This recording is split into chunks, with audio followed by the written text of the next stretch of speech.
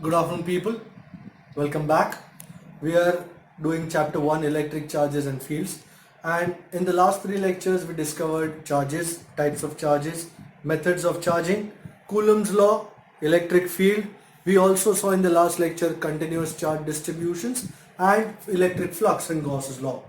In this lecture 4 we are going to look at the applications of Gauss's law. There are 3 main applications of Gauss's law. The first is to find the electric field at a point due to a straight charged conductor. As you can see here, I have got an infinitely long charged conductor. Let's consider it to be positively charged. And the most important idea, this conductor is one-dimensional, so it has linear charge density lambda. So lambda is the linear charge density, the charge per unit length. We are interested in finding the electric field at this point P. Now you know the electric field due to a charge is radially outwards. So if I were to draw the electric field, it would be coming radially outwards. But then someone would argue, sir, you have drawn this arrow based on only these charges. But what about this charge? Won't it contribute in the electric field here? And if so, let us say this charge, then won't it be also radially outwards like this? Okay. And what about this? This will also contribute. So it will be like this. Okay, agreed. So this is E, this is E dash, and this is also E dash. Then which is the right direction? Well, let me tell you. If I were to take components of E dash, one component would be like this, the other would be like this. If I were to take components of this would also be like this and like this. If you look at both these arrows, don't they seem that they are opposite to each other and thus will cancel out? And thus you can see that my earlier direction is reinforced by these two directions. So the net direction, I argue, is this itself. So this is my direction. So I state that due to a linear conductor, the electric field is radially, if it is a positively charged conductor, it is radially outwards. If it's a negatively charged conductor, electric field will be radially inwards. That later. Now we are interested in finding the electric field. So let us redraw this diagram.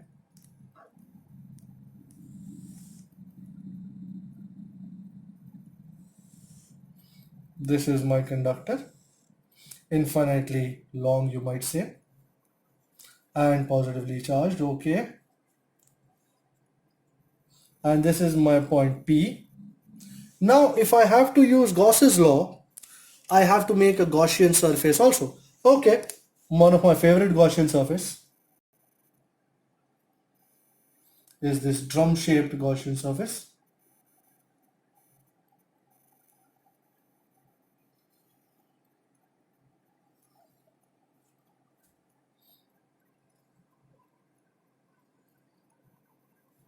Played a lot on the drum as a child. You might have done that also. Surface 1, surface 2, surface 3. Let me say that this point P is at a distance R and this drum has a length L. Now how do we start? Okay. Consider linear charge density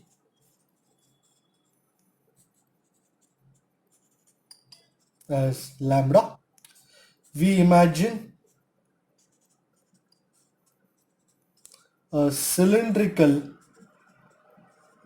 Gaussian surface of radius r and length L as shown. In the last lecture, we were able to see the flux at these 3 surfaces based on our experiences. Well, you remember for this surface the area vector is like this. This is ds bar. For this surface the area vector is like this. and for this surface the area vector is like this. In the earlier section, we saw that the electric field at point P is radially outwards. So it is like this. This is the electric field. So this electric field here and this ds bar here, they are perpendicular, so they will cut. This electric field here, this ds bar here, they are perpendicular, so they will cut. So let me state, for surfaces 1 and 2, E bar perpendicular to ds bar, so electric flux phi, which is E bar dot ds bar, is E ds cos 90, and cos 90 is 0, so flux phi is 0. So here for the curved surface, you can see E bar and ds bar are parallel, so E bar parallel to ds bar, so electric flux phi is E bar dot ds bar, which is E ds cos 0, and cos 0 is 1, which gives us E ds. And now let's use Gauss's law. But before we do, how much charge would be enclosed by this Gaussian surface? So you are looking at this much length of wire, length L. So charge enclosed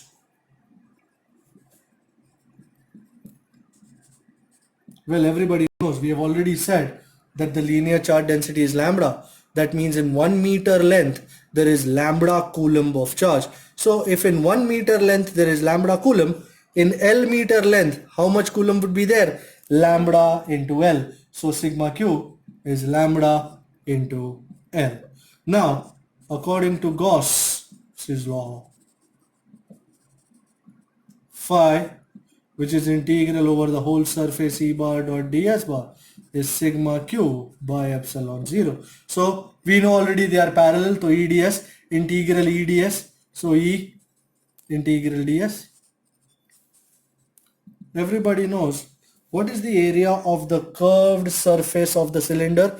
It is 2 pi r into length L. So this is 2 pi r L, and sigma q we already know it as lambda L, and this is epsilon 0.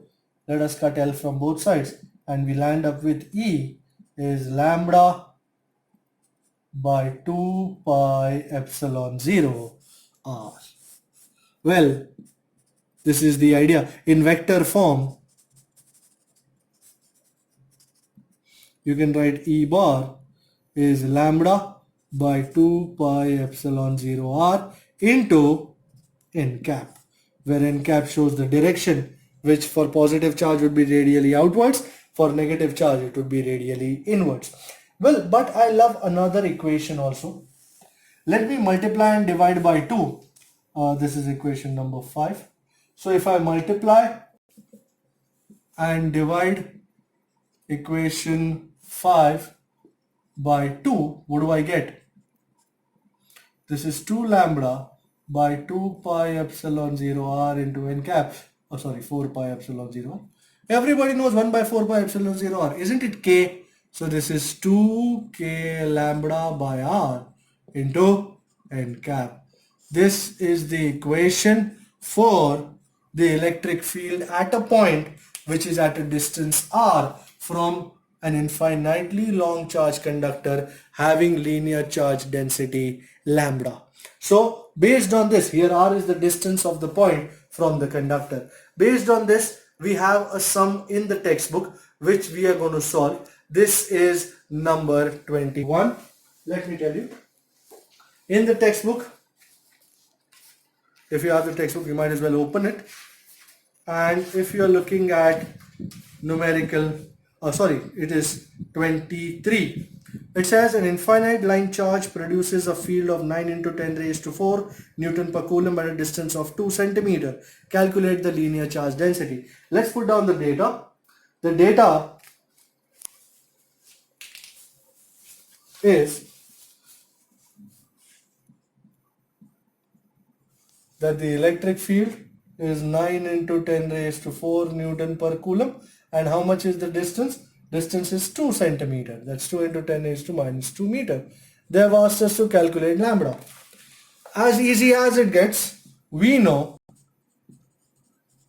for a linear charge distribution, E is 2k lambda by r. I prefer to use k, not 2 pi epsilon 0 or something. So we want lambda. Let's isolate lambda. So lambda is ER by 2k. E is 9 into 10 raised to 4. R is 2 into 10 raised to minus 2. K is 9 into 10 raised to 9. The 9 goes away, the 2 goes away. 4 minus 2 is 10 raised to 2. This is 10 raised to 9. So this is 10 raised to minus 7 coulomb per meter. This is my equation. This is my answer for linear charge density. There might be another numerical also. No, that would be a different numerical. That would be for flux and for a surface charge, which we are going to look at in the next board. Just look at this.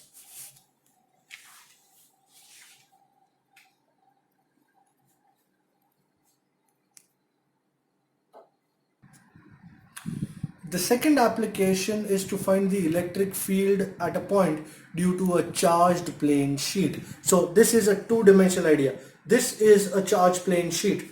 This is two-dimensional, and there are points here and there are points here, as you will see in the diagram.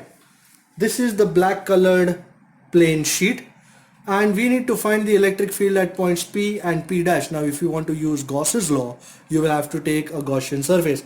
We have already taken a drum shaped cylindrical Gaussian surface. We have taken a spherical Gaussian surface.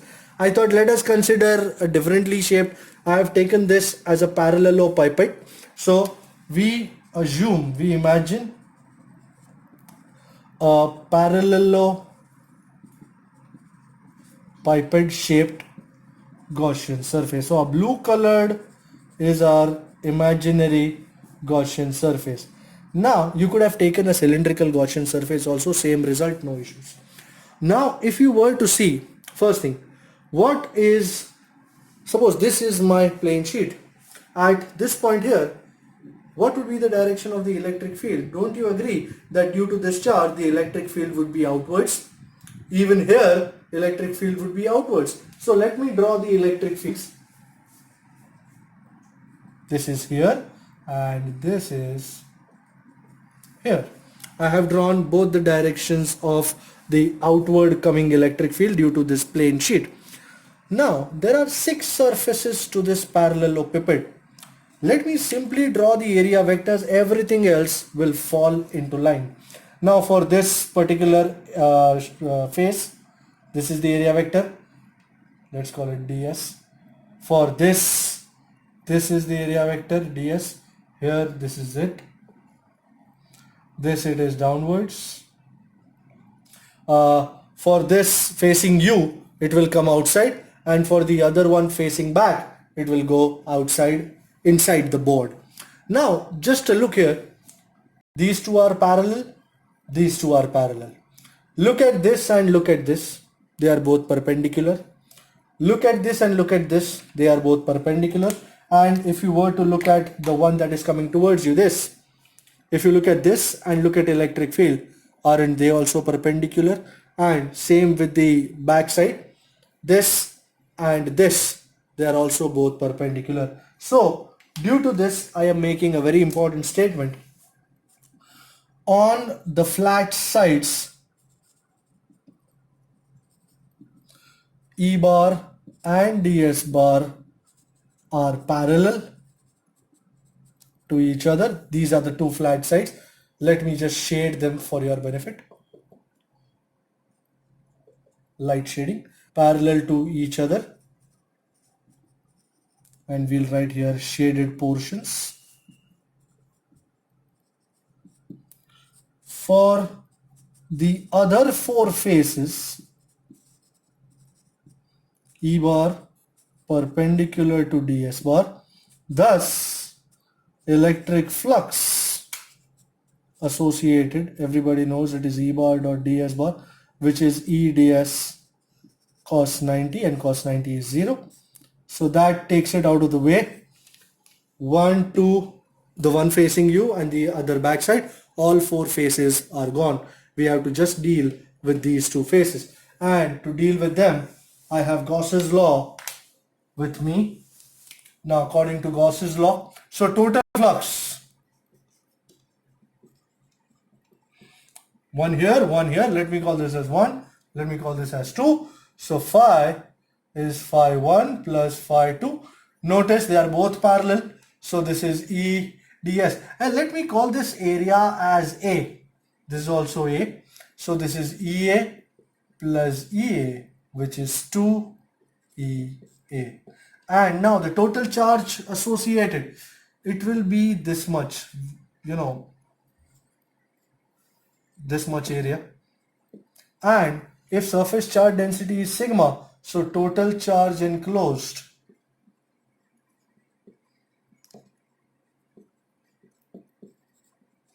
when I said sigma, it is like in 1 meter square area there is sigma coulomb. Then in a meter square area, how much coulomb would be there? Won't it be sigma A? So remember, these are areas, so they come outside, but this much is A itself. So this is sigma A. And by Gauss's law, phi is integral E bar dot ds bar. We already have that, which is sigma q by epsilon 0. Now how much is the total flux phi? This is 2EA. How much is sigma q? It is sigma A upon epsilon 0. A goes away. So you're left with E is sigma by 2 epsilon 0. And in vector form,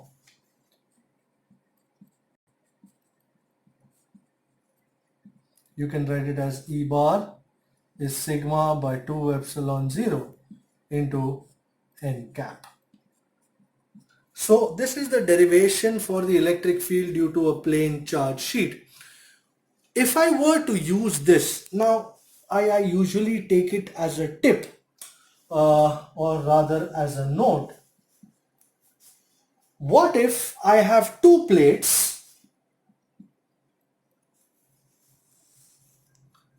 Take this off. These are 2 plates. Now look very carefully. This has sigma 1 surface charge density. This has sigma 2. And we would like to find the electric field in 3 regions. If you see, these 2 plates make 3 regions. One is the middle of the 2 plates, the region between the 2 plates.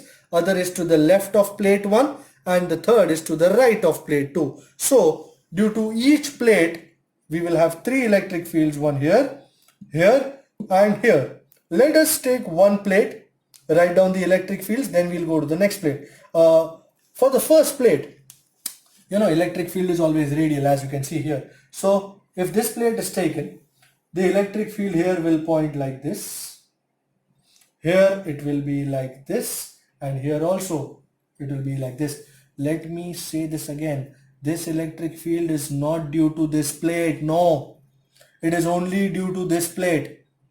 But why are we making 3 arrows? Because there are 3 regions. So this is for this. All these black arrows are due to this plate number 1.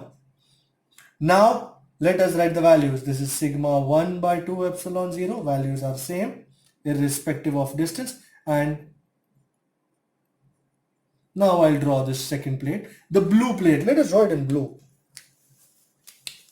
so that you come to know that these arrows are for this plate. And now we shall draw 3 arrows for the blue colored plate. One here, radially outwards again. Here and here. Can you see? Take one plate and all arrows come out of it. So this is sigma 2 by 2 epsilon 0. This is also sigma 2 by 2 epsilon 0. And this again. Now you'll have to find the net field. If you look at this region, both these arrows are in the same direction. So here, electric field, they will add up sigma 1 plus sigma 2 by 2 epsilon 0. Here too, both are in the same direction. So electric field is sigma 1 plus sigma 2 by 2 epsilon 0. But the real magic is in the region between. If you see, both are opposite arrows. So the electric field, depending on, let me take sigma 1 as bigger, it will be sigma 1 minus sigma 2 by 2 epsilon 0. So this is what I call a general case. I cannot let this board go without doing the special case. So this is the special case.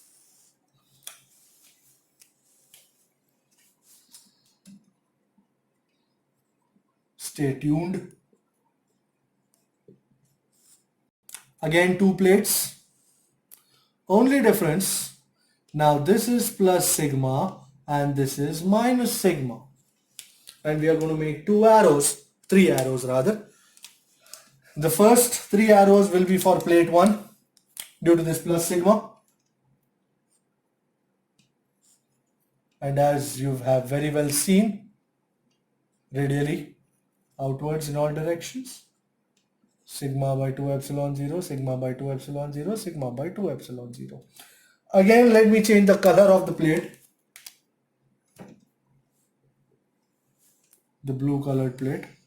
I am not taking the minus sign into consideration. I am treating this whole as sigma 2 as I've done here. So my arrows remain same, coming out again. So this is minus sigma by 2 epsilon 0, minus sigma by 2 epsilon 0 and minus sigma by 2 epsilon 0. Everybody knows math. Look, both are adding up. So electric field is sigma plus minus sigma by 2 epsilon 0. Answer is a big fat 0. Here also sigma plus minus sigma by 2 epsilon 0. Here again it is 0. And here electric field sigma minus sigma by 2 epsilon 0, which is 2 sigma by 2 epsilon 0 or sigma by epsilon 0. Can someone tell me what will be the direction? This is the direction. From the positively charged plate towards the negatively charged plate. Wasn't this our idea when we were doing electric charges or electric field lines? That field lines come out from positive charge and enter into negative charge. Well, I have not drawn it just like that. I have a numerical specifically in mind. The numerical number is numerical number 25 or 24, I guess. 24. That's numerical number 24, wherein they have said that they have two large parallel plates close to each other and they are oppositely charged. And they have surface charge densities. You can see both have same magnitudes. The sigma is 17 into 10 raised to minus 22 coulomb per meter square. They have asked you three questions. What is the electric field in the outer region of the first and the second plate? You can see this is question number 1 and 2 in the outer region of plate 1 and the outer region of plate 2. Well, you can see in both outer regions, in regions outside plates 1 and 2, electric field, you can draw this diagram, is 0. And the third question, what is the electric field between the plates? You can see here, between the plates, electric field E is sigma by epsilon 0. Sigma is 17 into 10 raised to minus 22. Epsilon 0 is 8.85 into 10 raised to minus 12. 17 by 8.5 nearly 2. Minus 22 plus 12 is 10 raised to minus 10 Newton per coulomb. Well, in the answer section, they have written the answer as nearly 24. They have written as 1.9. So I guess the minus 22 is wrong. It is simply minus 12. So might as well make the change. So this will not figure. So nearly 2 Newton per coulomb. Well, this is what is called a capacitor, about which we will deal in great detail in chapter number 2. The third and the last topic remains, which is a spherical shell. The third case, the third application is the electric field due to a charged spherical shell. You can also call it a hollow sphere. You know, it is like a football, a ball, which is hollow inside. Everything is there only on the surface. You know, in India we have something called pani puri. So the pani puri's puri is this hollow sphere. If you might have seen a pani puri, you might have seen that everything is on the surface. I have not put anything inside the pani puri as yet. So this is a hollow sphere, a ping pong ball you can call it. So this is a hollow sphere. It has radius r and has charge q. And as I said, everything is there only on the outer surface. So you can see I have drawn charges only on the outer surface. There is nothing inside this. It is hollow. Remember that. Now, because everything is there on the surface, nothing inside the volume, we have what is called surface charge density, sigma, which is charge per unit area, charge q over what is the area of a sphere, 4 pi r square. Now, we have to take two cases. One is this point P, which is at a distance r inside the sphere. We need to find the electric field at point P. If you have to use Gauss's law, you have to have a Gaussian surface also. Now, this sphere will not permit us any other type of Gaussian surface. So we will have to make piece with a spherical Gaussian surface. So I have drawn a spherical Gaussian surface. So first case, at a point inside.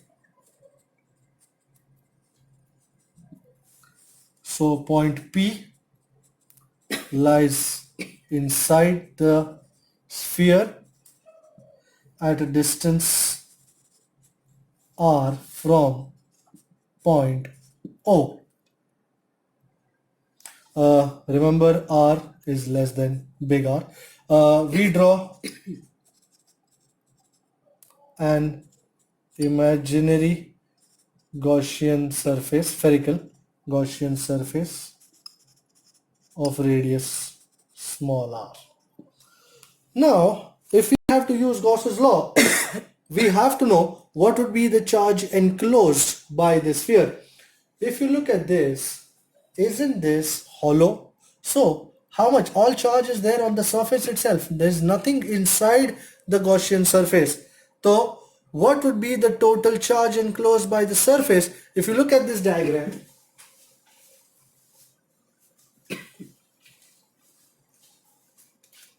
you will see that there is no charge inside this Gaussian surface.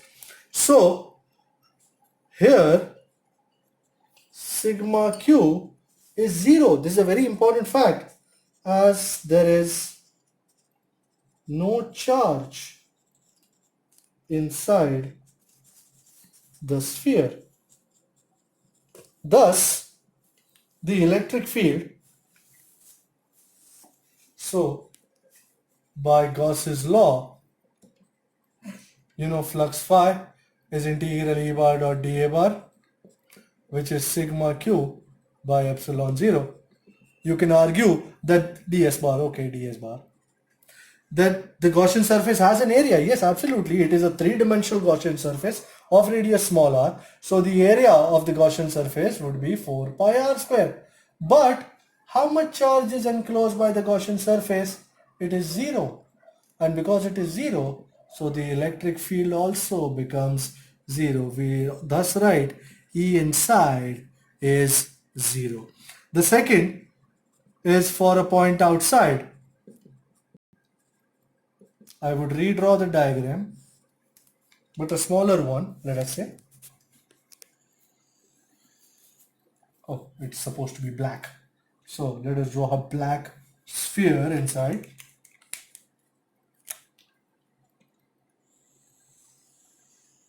This is the same sphere drawn to a smaller scale, and this is the charge on the surface.